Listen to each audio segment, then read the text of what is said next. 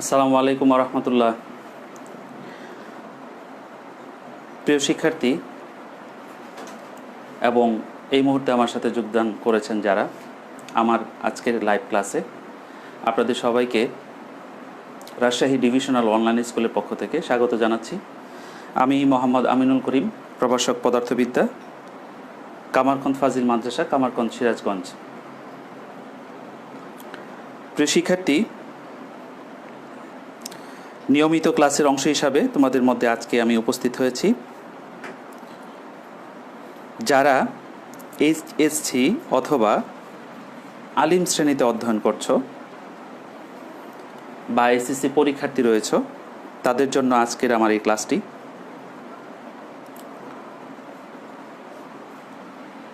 পদার্থবিজ্ঞান দ্বিতীয় পত্র বিষয়ে এবং অধ্যায় হচ্ছে সেমিকন্ডাক্টর ও ইলেকট্রনিক্স।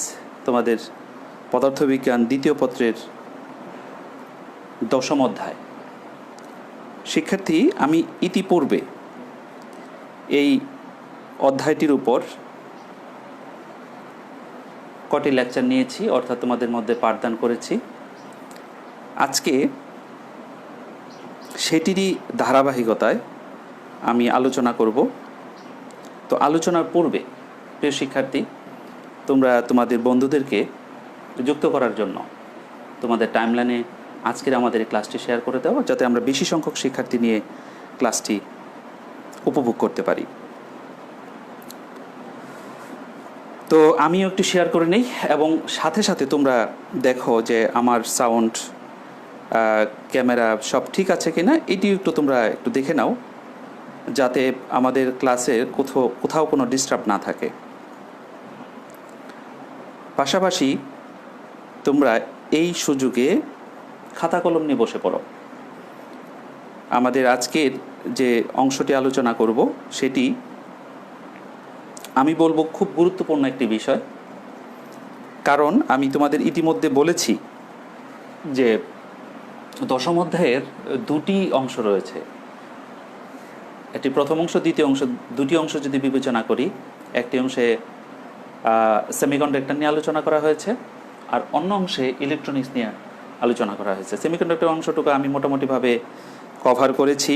এবার আমি তোমাদের দ্বিতীয় অংশে অর্থাৎ ইলেকট্রনিক্স অংশে যে বিষয়টি খুব গুরুত্বপূর্ণ আমার কাছে মনে হয়, সেটি নিয়ে আজকে একটু আলোচনা করব তোমাদের মধ্যে।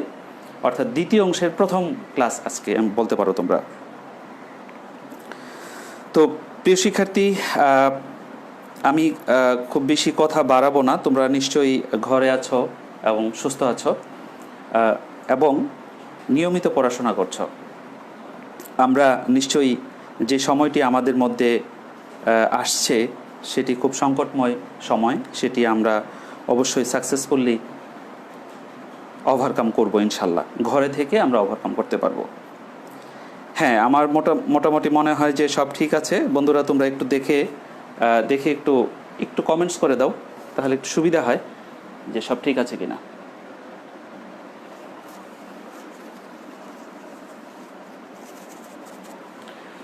আশা করছি আমার ক্যামেরা এবং সাউন্ড ঠিক আছে।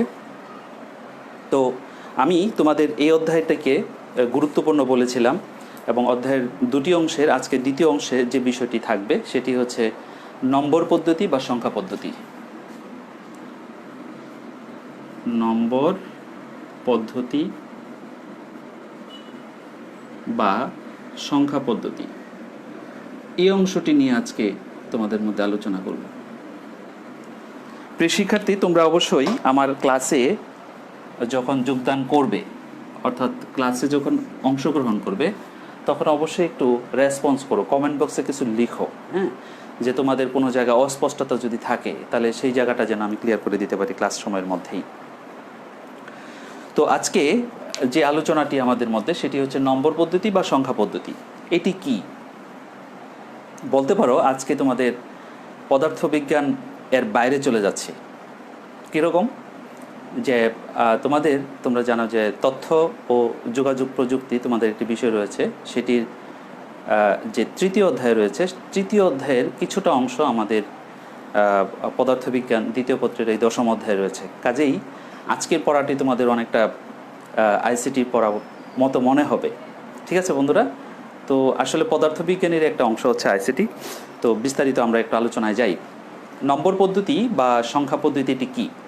খুব সহজ এটি, যে এটি একটি পদ্ধতি, বুঝতেই পারছো, যে পদ্ধতিতে সংখ্যা গণনা করা হয় বা প্রকাশ করা হয়। নম্বর বা সংখ্যা কি করা হয়? গণনা করা হয় বা প্রকাশ করা হয়, তাকে আমরা কি বলবো? সংখ্যা পদ্ধতি বলবো, এক কথায়। তো আমাদের এই সংখ্যা পদ্ধতির অনেক বড় একটি ইতিহাস রয়েছে, যেটি তোমরা আইসিটিতে পড়েছো। আমি সেদিকে যাব না, ছোটোখাটো বিষয়গুলো নিয়ে আমি সামনে একটু আগানোর চেষ্টা করব। তোমরা নিশ্চয়ই ছোটোবেলা যে একটি সংখ্যা পদ্ধতির সাথে পরিচয় ছিলে এবং এখনও আছো, যেটি আমরা ব্যবহার করছি, সেটি হচ্ছে যে দুই ধরনের বিষয় ছিল।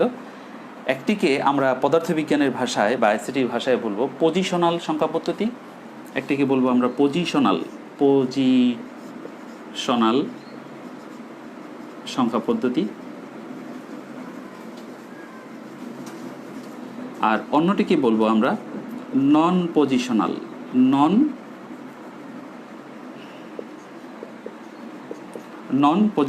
সংখ্যা পদ্ধতি। দুটি সংখ্যা পদ্ধতি রয়েছে। আমি খুব সহজ ভাষায় তোমাদের দুটি বিষয় ধরিয়ে দেওয়ার চেষ্টা করব।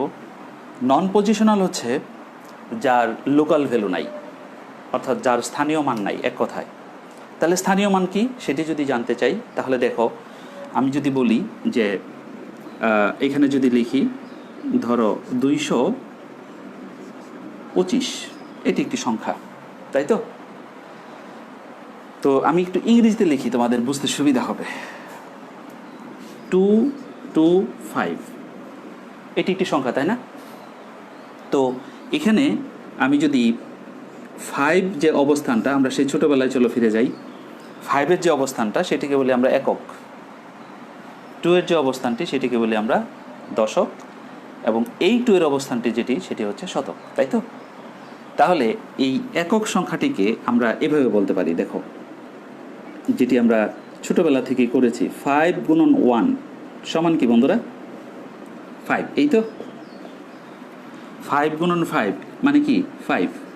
আচ্ছা, এবার 2-র যদি লোকাল ভ্যালু বলি বা স্থানীয় মান বলি, এই যে এইভাবে যে বের করছি ছোটোবেলা আমরা, সেটিকে মূলত কী বলা হয়? স্থানীয় মান বা লোকাল ভ্যালু, বা যেটাকে বলি আমি পজিশনাল, অর্থাৎ পজিশন আছে, অবস্থান আছে, স্থানীয় মান রয়েছে।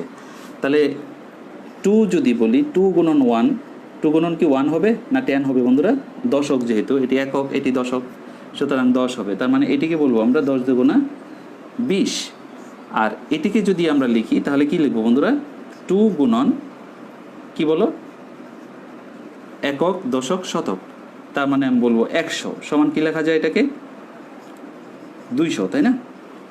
এখন এই তিনটি যদি যোগ করি তাহলে কি দাঁড়ায়? 225।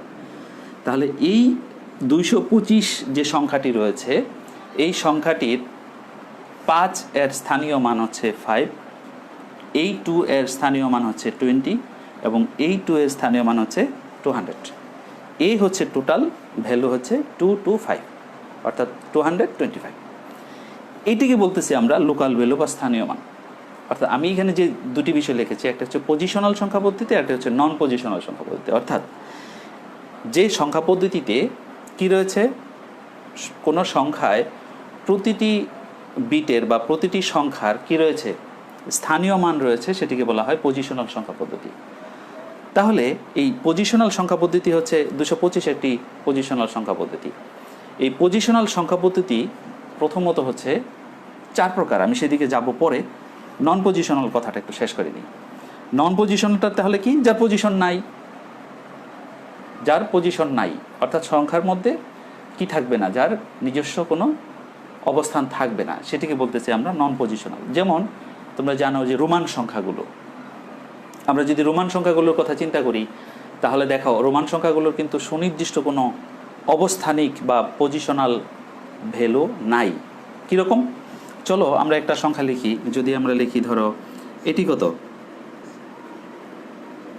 এটি কি? 1। এখানে কিন্তু বলি না একক, এটা হচ্ছে রোমান সংখ্যা x, আর এটা হচ্ছে 1, তার মানে 2 মিলে হচ্ছে কত? 11, এটা আমরা জানি। তাহলে এটি 1 আর এটি কত? 10, তাই তো বলবে বন্ধুরা? তাই তো? তাহলে এটি কি 1, এটি 10, তাহলে এটির সাথে কিন্তু এরকম লিখলাম না যে 1 গুণন 1, আবার x গুণন কত, x গুণন 10, এরকম কিন্তু কিছু লিখি নেই।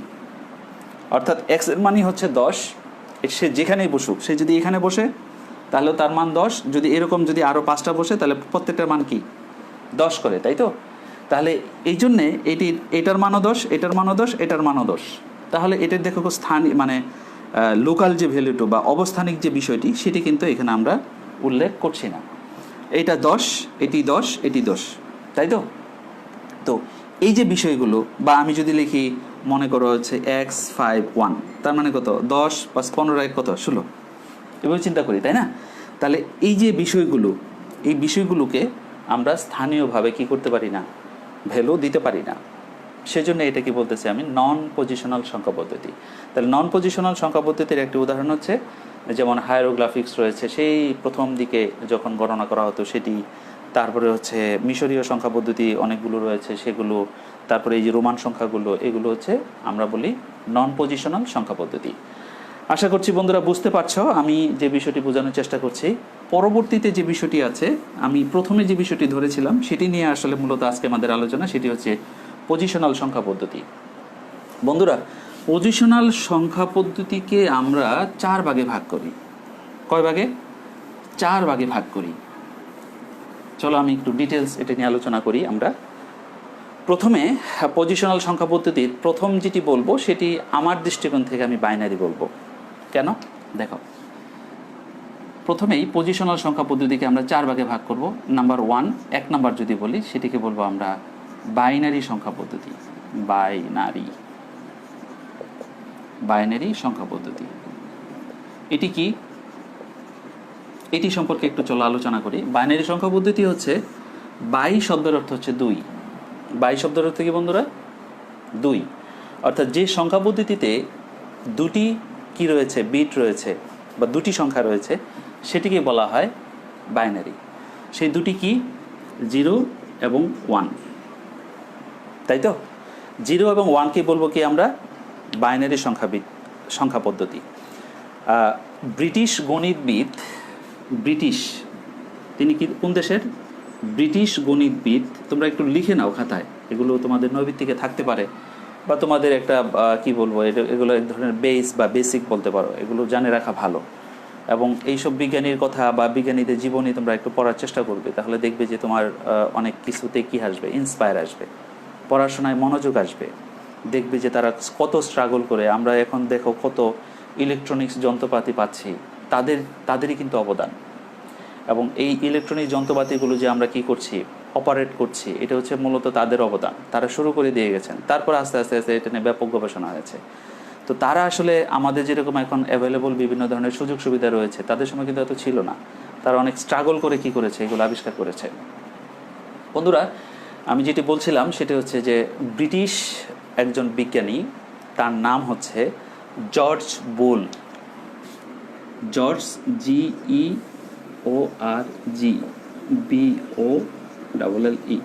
জর্জ বুলি বা জর্জ বুল, ঠিক আছে?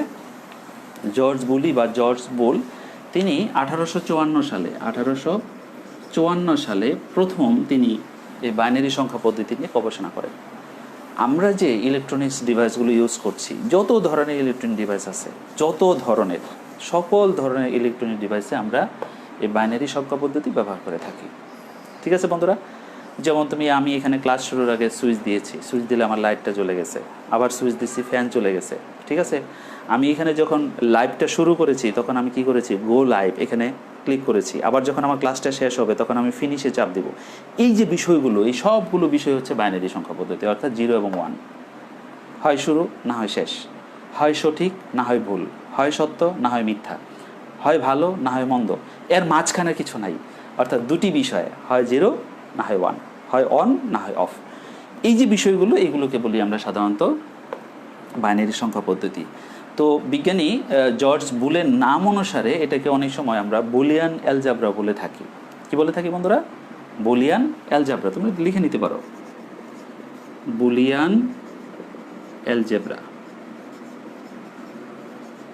ওকে, অর্থাৎ এই সংক্রান্ত অর্থাৎ বাইনারি সংখ্যা পদ্ধতি দিয়ে আমরা কাজগুলো করব, তোমাদের এই বইয়ে আছে, আমরা পরবর্তী ক্লাসগুলোতে নিয়ে আসবো এগুলো। সেগুলোকে বলা হয় যে বীজগণিতগুলো করব, সেগুলোকে বলা হয় বুলিয়ান অ্যালজাবরা। বন্ধুরা, আমি দ্বিতীয়টিতে যেতে চাই। তাহলে এখানে আমার কয়টি সংখ্যা, মূল বিট কয়টি? দুইটি, 0 এবং 1। এই কথাগুলো একটু মনে রাখার চেষ্টা করো।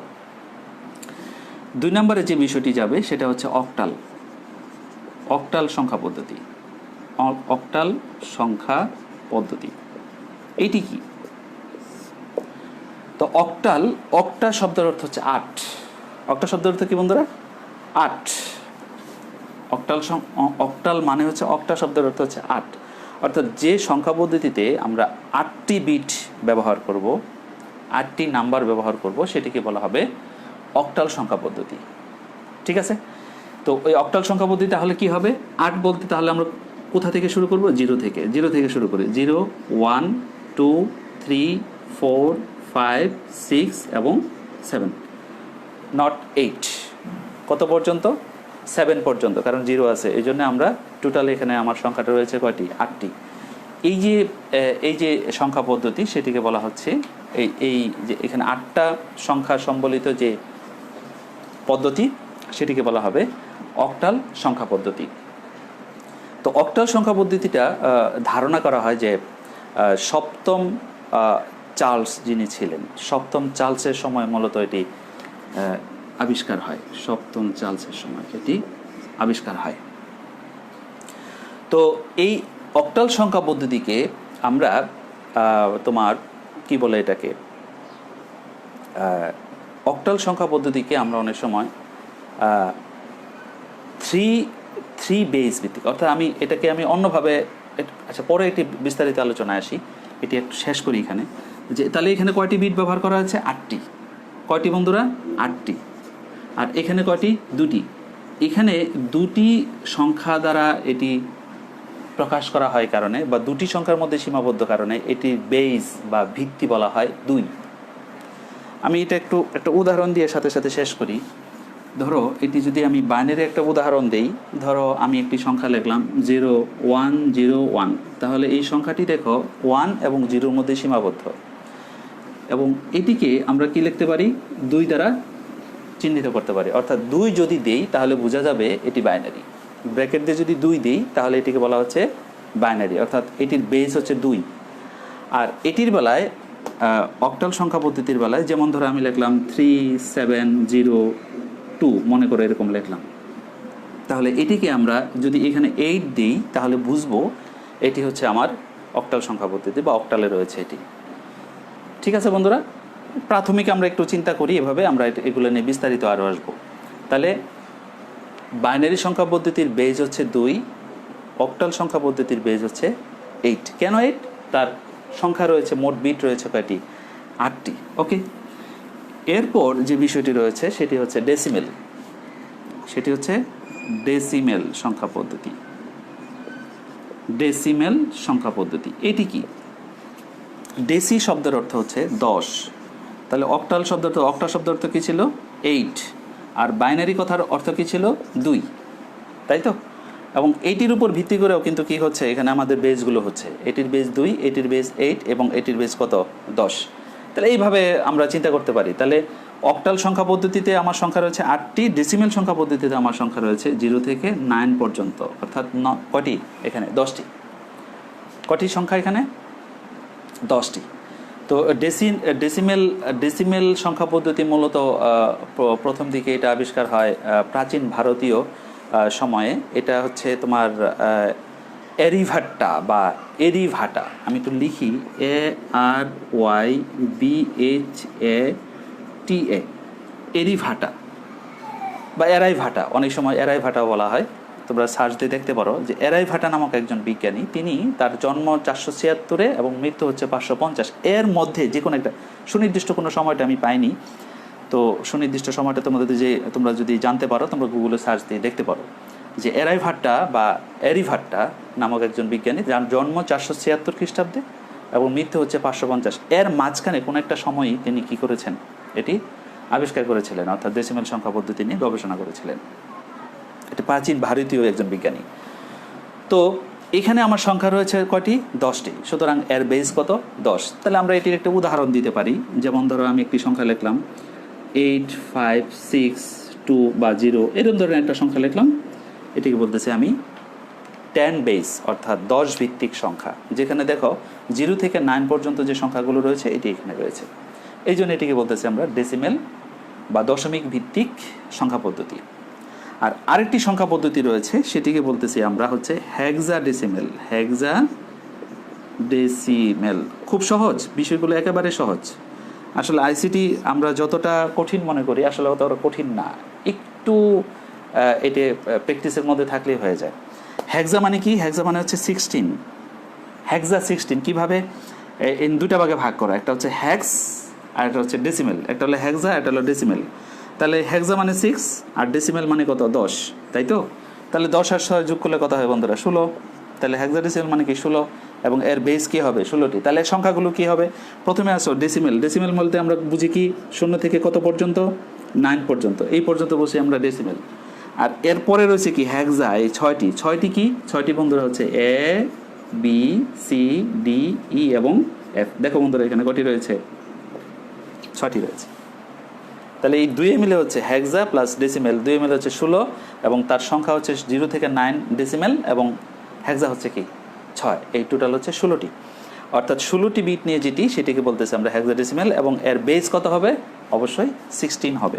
তাহলে আমি একটা সংখ্যা যদি লিখি তাহলে কীভাবে লিখতে পারি বন্ধুরা? এ লিখলাম, 0 লিখলাম, ই লিখলাম, ঠিক আছে, 6 লিখলাম, 2 লিখলাম। এরকম যদি হয় তাহলে সেটাকে বলতেছি আমরা 16 ভিত্তিক, অর্থাৎ হেক্সাডেসিমেল, অর্থাৎ 16 ভিত্তিক সংখ্যা।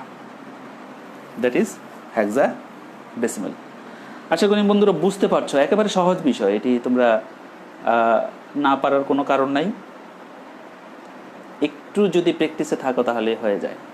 ওকে, এটুকু ক্লিয়ার কি না?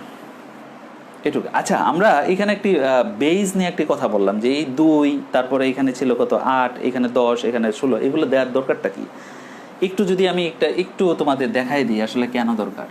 দরকারটা এই জন্যে, দেখো আমি, তোমরা নিশ্চয়ই উপরগুলো লিখে ফেলেছ, একটু মুছে দেই। যেমন ধরো আমি একটা সংখ্যা লিখলাম 0, 1, 2, 3, 4, অথবা লিখলাম 0, 1, 0, 1, ধরো এরকম লিখলাম, আবার 0 লিখলাম, 1, 1 লিখলাম। তাহলে ধরো আমি কি বলবো? আমি যদি বেসটা না ব্যবহার করি তাহলে দেখো এই সংখ্যা আর এই সংখ্যা কিন্তু আমার চিহ্নিত করা কঠিন। কেন বলো তো? এটি কি? এটি কি ডেসিমেল না অক্টাল না বাইনারি না হেক্সাডেসিমেল? কোনটি হবে? 4টির কোনটি হবে? পজিশনাল সংখ্যা পদ্ধতির কোনটা হবে? এটি কোনটা হবে? এটি কোনটা হবে? আমরা বুঝবো কিভাবে? বোঝার কিন্তু উপায় নাই। কারণ 0 এবং 1 আছে বাইনারিতে, 0, 1 আছে অক্টালে, 0, 1 আছে কোথায় বলো বন্ধুরা? ডেসিমেলও আছে, এবং হেক্সাডেসিমেলও কিন্তু আছে। তাহলে এই 4 জায়গায় কিন্তু কি আছে? এই তোমার 1, 0, 1, 0, 0, 1, 1, 0, 1, 1 এই সংখ্যাটি কিন্তু রয়েছে। তাহলে আমি এটিকে কি বলবো? এটিকে আমি কি ডেসিমেল বলবো, হেক্সাডেসিমেল বলবো, না কি বলবো? অথবা এটির বেলা দেখো 0, 1, 2, 3, 4, এটি দেখো আমার কি হতে পারে? বাইনারি হবে না। কেন বলো তো? কারণ এখানে 0 এবং 1-এর বাইরেও সংখ্যা রয়েছে, বাইনারির কথা শেষ। এবার দেখো অক্টাল হতে পারে, 0 থেকে 7-এর মধ্যে আছে, এগুলো হতে পারে। আবার 0 থেকে 9 পর্যন্ত এর মধ্যে হতে পারে, আবার 0 থেকে কি এফ পর্যন্ত সেটিও তো হতে পারে। তাহলে এই যে বিষয়টি, এই বিষয়টি সুরাহা করার জন্য বা সমাধান করার জন্য আমরা কি করি? এটিকে ব্র্যাকেট দিয়ে আমরা কি করি? যদি আমি এখানে কি দেই 7, 8 দেই তাহলে এটা অক্টাল হয়ে যাবে। যদি আমি এখানে 16 দেই, 16 দেই, তাহলে কিন্তু এটি কি হয়ে যাবে? হেক্সাডেসিমেল হয়ে যাবে, তাই না বন্ধুরা? দেখো সংখ্যাগুলো কিন্তু এর মধ্যে রয়েছে, সেজন্য আমরা লিখতে পারি ABCDEF হইলেই যে সেটি হেক্সাডেসিমেল হবে সেটি আমরা বলতে পারি। কিন্তু 0 থেকে 9 পর্যন্ত যদি থাকে তাহলে কিন্তু আমরা বলতে পারছি না এটি ডেসিমেল হবে না হেক্সাডেসিমেল হবে। এই জন্যে আমাদের এই বেসটা লেখা খুব কি জরুরি। এটি যদি 2 না দিয়ে আমি যদি 10 দিতাম ধরো, তাহলে কিন্তু হতো না? হতো। তাহলে এটাকে বলতেছি আমরা কি? ডেসিমেল। বেস দিয়েছি বলে এটি ডেসিমেল। বেস যদি না দিতাম তাহলে এটাকে আমি 4টে বলতাম, পজিশনাল আমি 4টে বলতে পারি এটাকে। এই জন্য বেস দেওয়াটা খুব জরুরি। বন্ধুরা আশা করি তোমরা বুঝতে পারছো। আমার মনে হয় না খুব একটা কঠিন একটা বিষয়, আমার মনে হচ্ছে না। তোমরা যদি একটু স্টাডি করো তাহলে হয়ে যাবে। এবার আমি তোমাদের এই 4টি সংখ্যা পদ্ধতির মধ্যে একটি সম্পর্ক রয়েছে। চল সম্পর্কটি আমরা একটু দেখি, এবং এটি আমাদের লাগবে, এটি লাগবে আমাদের যখন আমরা ডেসিমেল, বাইনারি, হেক্সাডেসিমেল এগুলো থেকে যখন আমরা কনভার্ট করব, অর্থাৎ একটাকে আরেকটা বানাবো, তৈরি করব, তখন এটি আমাদের খুব বেশি জরুরি হয়ে পড়বে। আসলে মুখস্থ যদি করতে যাও তাহলে কিন্তু এটি ভুলে যাবে, মুখস্থ করলে কিন্তু এটি ধরে রাখতে পারবে না, পরীক্ষা হলে লিখতে পারবে না। এই জিনিসগুলো আবার আমরা এই কনভার্টগুলো এগুলো কিন্তু আমরা ক্যালকুলেটরেও করতে পারি। তবে আমাদের যদি খাতায় করে নিতে হয়, আমাদের যদি প্রয়োগমূলকে থাকে, তাহলে তো ক্যালকুলেটর করে লাভ নেই। হয়তো তুমি পরীক্ষার রেজাল্টে মিলাতে পারবে, কিন্তু তোমাকে তো করে আসতে হবে। ধারাবাহিক যে নিয়মগুলো সেগুলো কিন্তু তোমাকে অবশ্যই জানতে হবে। তো চলো বন্ধুরা, আমি যে বিষয়টি বলার চেষ্টা করতেছি যে আমার বাইনারি, অক্টাল, ডেসিমেল এবং হেক্সাডেসিমেলের মধ্যে একটি সম্পর্ক আমরা তৈরি করব। তো আমি আমাদের সুবিধার জন্য আমরা একটু দেখি যে আসলে আমাদের কিছু সুবিধা রয়েছে, সেই জন্য আমি এই কথাগুলোকে এভাবে লিখছি। প্রথমে আমি ডেসিমেলটা লিখব, ডেসিমেল, তারপর লিখব, এরপরে লিখব হচ্ছে বাইনারি। তোমরা একটু খাতায় লিখে নাও আমার সাথে, একবার লিখলেই হয়ে যাবে। বাইনারি, তারপরে হচ্ছে অক্টাল। তাহলে এখানে ডেসিমেল চলে গেছে, অক্টাল, তারপরে শেষে কি থাকবে আমার? হেক্সাডেসিমেল, তাই না বন্ধুরা? হেক্সাডেসিমেল। দেখো একটু, তো আমরা একটু মিলানোর চেষ্টা করব যে ডেসিমেলের যে সংখ্যাটা আমরা পাবো সেটা হচ্ছে 1 পাবো। 1 থেকে শুরু করে 2, 3, 4, 5, 6, 7, 8, 9, 10, 11, 12, 13, 14, 15। দেখা যায় কি নিচ পর্যন্ত বন্ধুরা? দেখা যাচ্ছে কি?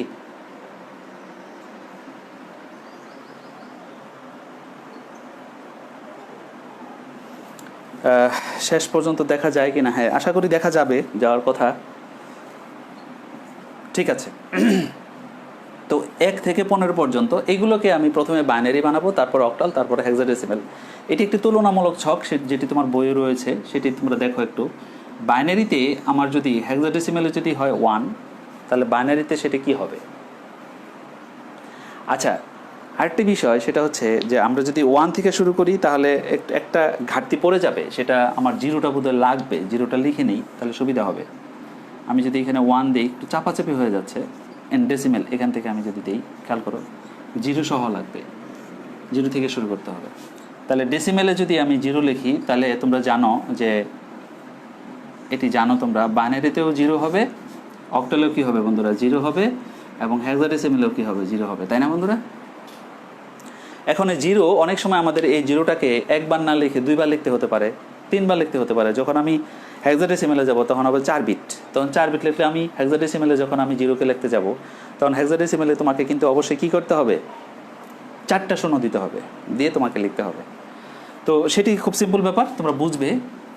এরপরে যদি যাই, ডেসিমেলে আমার কি আছে?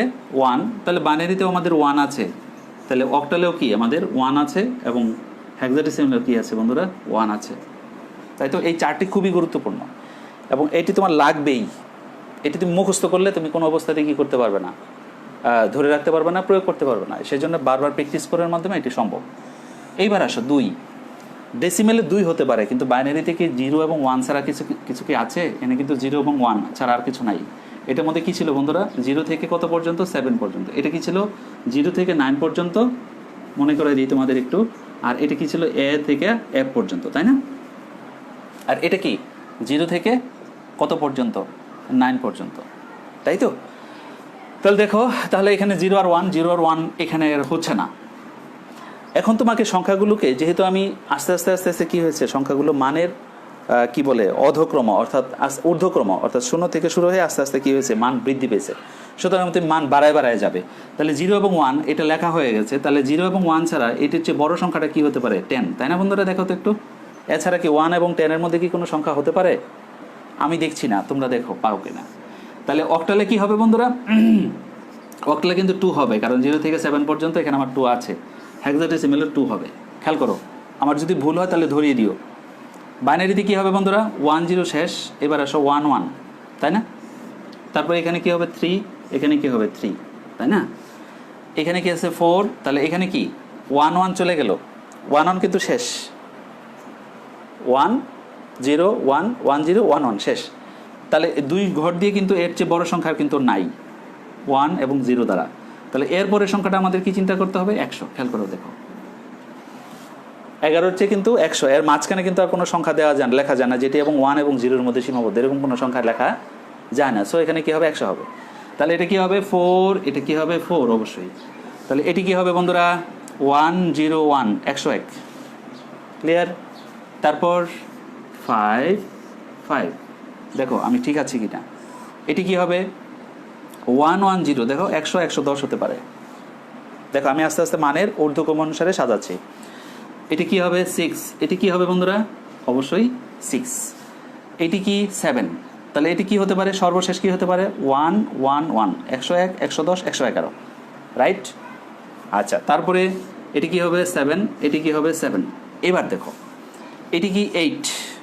শেষ কিন্তু 3 ঘর দিয়া বা 3 বিট দ্বারা লেখা আমার কিন্তু এর চেয়ে বড় সংখ্যা আর হতে পারে না 0 এবং 1 দ্বারা। সুতরাং আমার 3 বিট থেকে এখন চলে যাবো আমরা 4 বিটে, রাইট?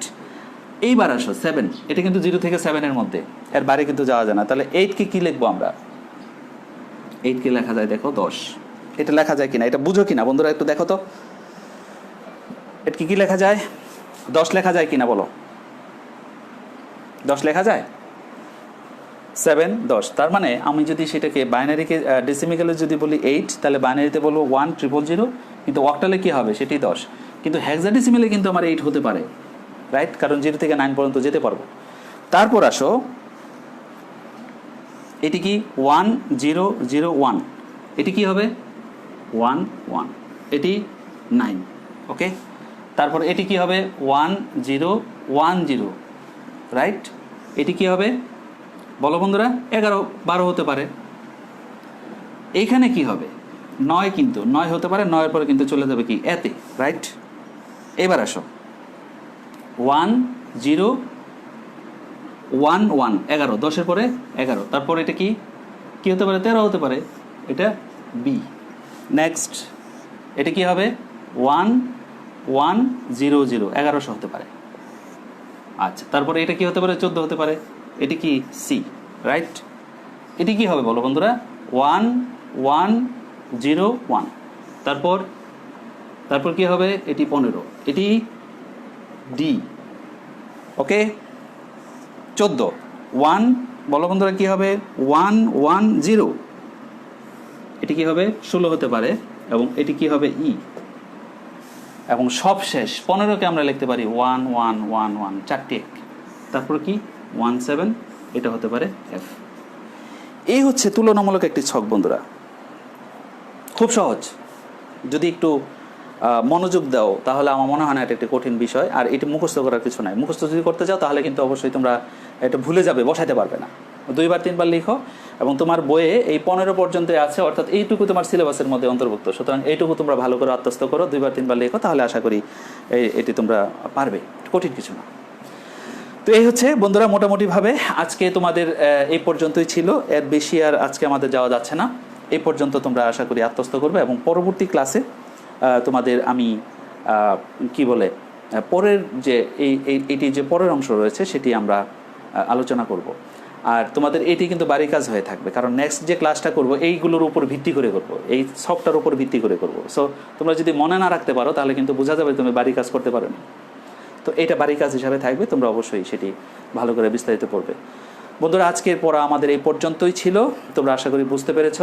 আর তোমরা পাশাপাশি আমাদের সংসদ টেলিভিশন এবং কিশোর বাতায়ন পেজে নিয়মিত থাকছো এবং সেখান থেকে প্রয়োজনীয় ক্লাসগুলো সংগ্রহ করছো। তো তোমরা ঘরে থাকবে, সুস্থ থাকবে, তোমাদের সবার জন্য শুভকামনা। আমি আজকের মতো এখান থেকে বিদায় নিচ্ছি। আল্লাহ হাফেজ। আসসালামু আলাইকুম ওয়া রাহমাতুল্লাহি ওয়া বারাকাতুহু।